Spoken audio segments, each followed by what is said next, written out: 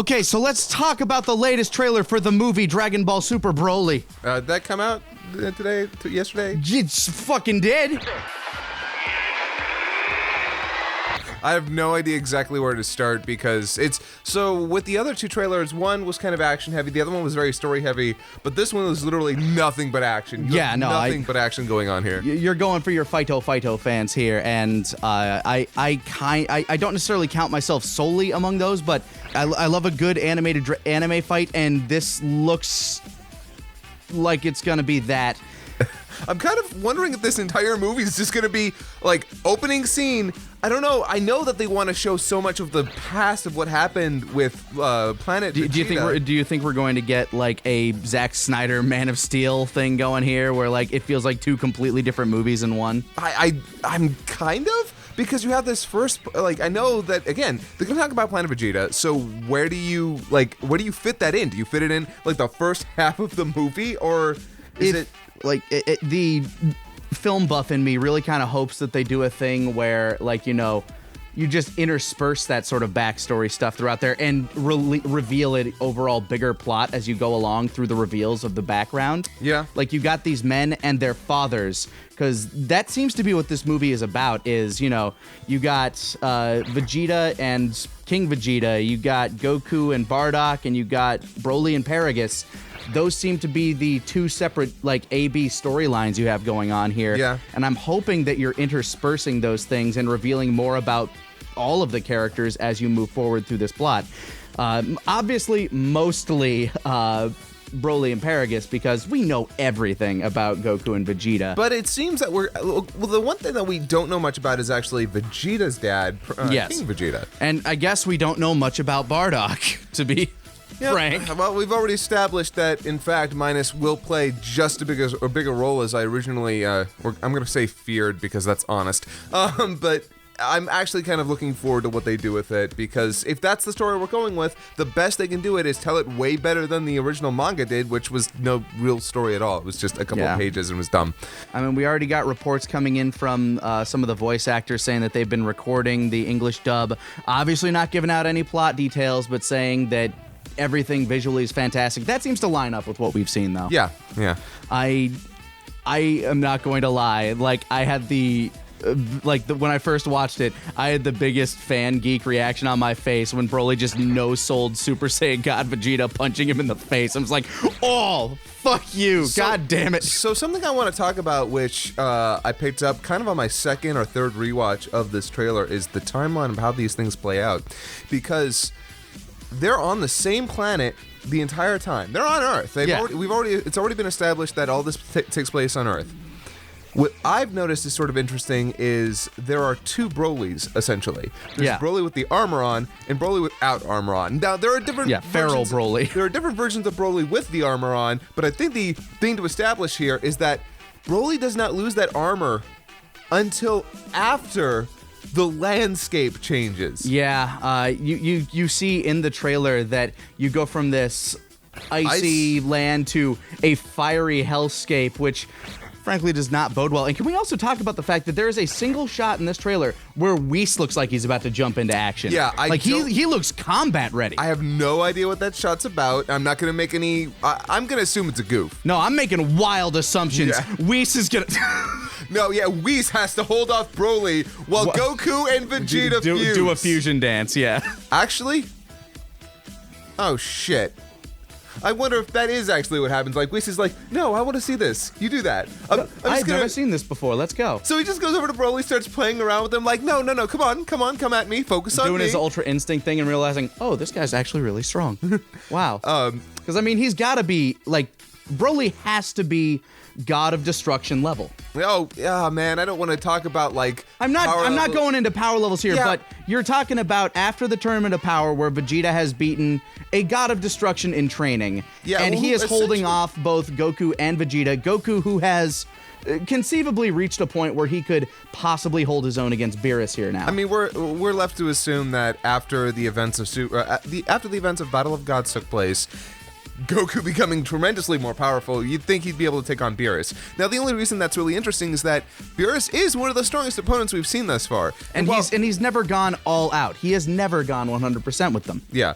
So I don't like to focus too much on that sort of thing because then you just get into power levels, feats, all that shit. But Kaiser, don't you know that's how you run a Dragon Ball YouTube channel? Yeah, it's true. But I'm excited because look, I'll be frank with you. I like big, powerful baddies. I cannot lie. I like the idea that Broly is super strong and is going to make Vegeta and Goku fight him together. Because what I assume is going to happen is Vegeta and him square off first, Goku and him square off second, and then they team up together. Yeah, once they realize, oh shit, we can't hold this guy. Like, I'm assuming they start the actual team up once, like... And my favorite design in this movie, by the way, once Broly goes like Super Saiyan with that green aura while he still has the armor on, that design looks fantastic. Oh yeah, actually. I love that look on Broly. Now the interesting thing is, base Broly in this is so strong. We see 90% of this trailer. Yeah, he no-sells a Super Saiyan God Vegeta, which, by the way, first time we're seeing that animated. Really cool. Yeah. That was in the manga, but never in the anime. So thank God we're finally getting that because it just looks good. Red's a good color on Vegeta. Funny enough, a color he never wears, and it looks real good. It's great with this blue. I love that. Like, I love the slender Super Saiyan God look too. Like, yeah, the fact that they look kind of more gaunt, but. I basically caused a non-controversy on Twitter the other day when I just flat out said, look, Super Saiyan God is better than Super Saiyan Blue. Oh, infinitely. Super Saiyan Blue is just a replacement for Super Saiyan. Yeah, I thought that would be a hotter take. Turns out it was like room temperature. I don't understand how anybody could argue with that. Like, I mean, Super Saiyan Blue is literally just a palette swap. Yeah, it's got an I like its aura when it's done well. Its aura is cool, yeah, but at the same time, you've essentially just said, like, okay, Super Saiyan isn't a thing ananymore. Yeah. This is just what they're going to go to, and they need to go Super Saiyan, and they need to go Super Saiyan all the time. So why don't they do this at the start of the fight? Who the fuck knows?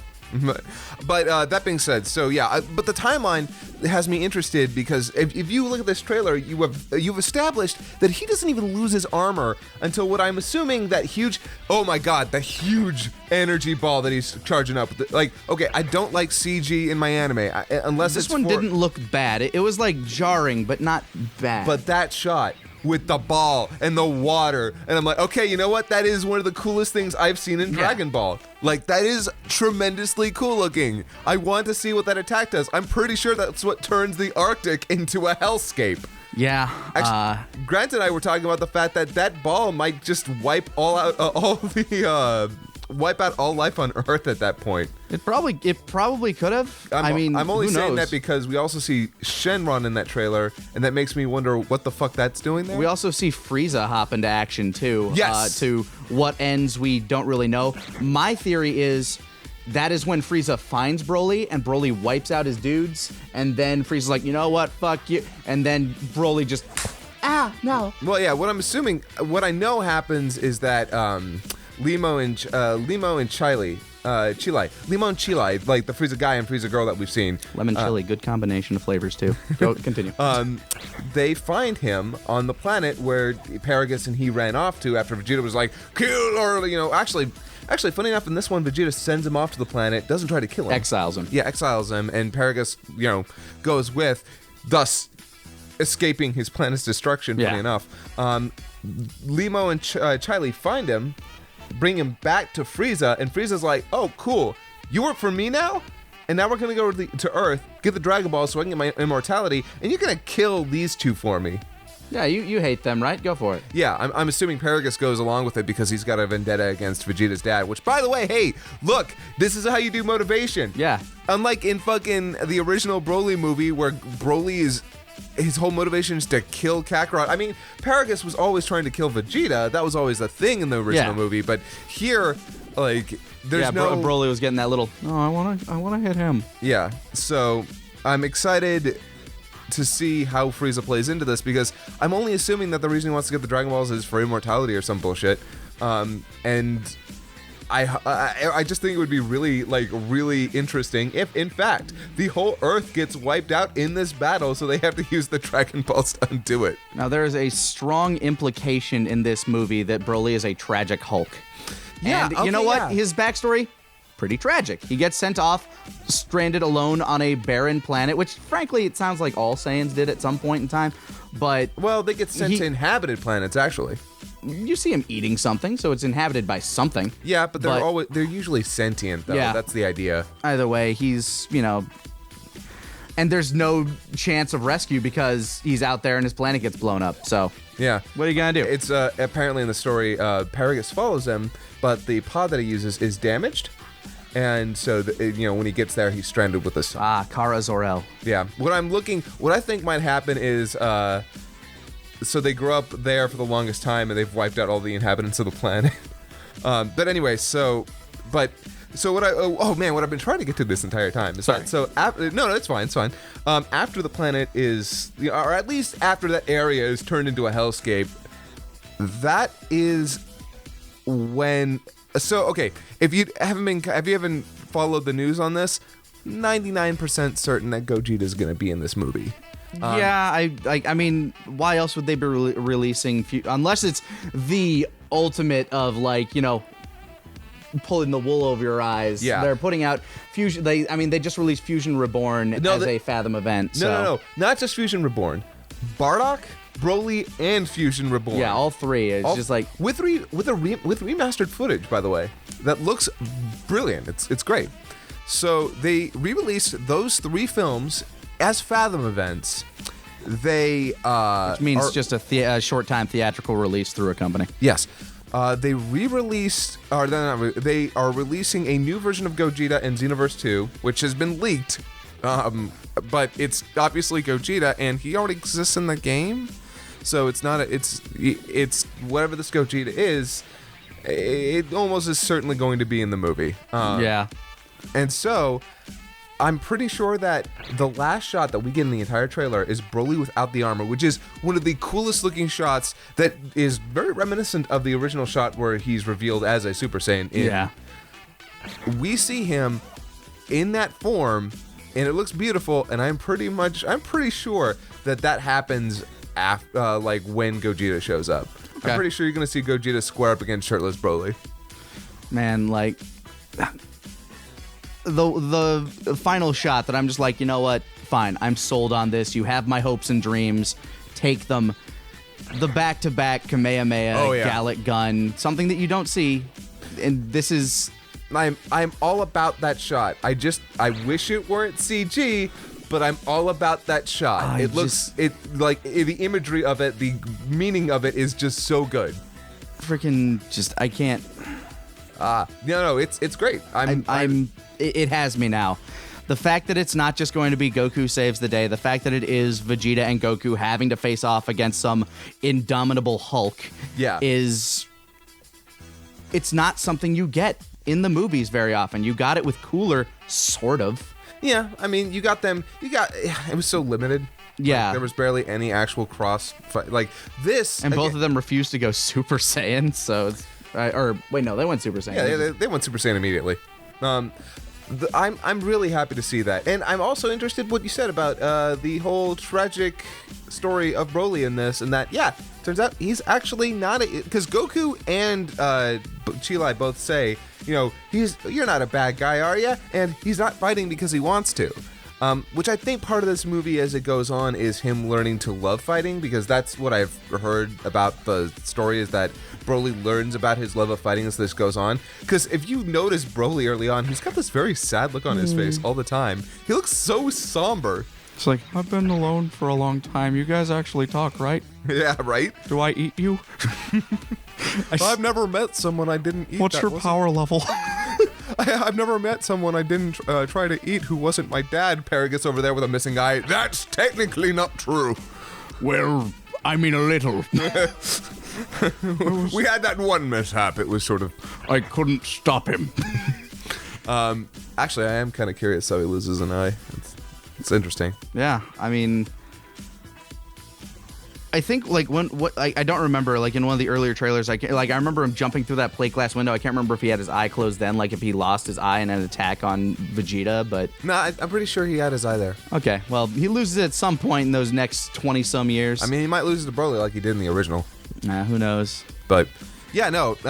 So, TLDR, Beautiful looking animation, epic scale, some good and iffy CG. None of it bad. None of it looked bad, but it was noticeable, and that's the thing that always kind of stabs me in the. One thing that makes me sad. Huh.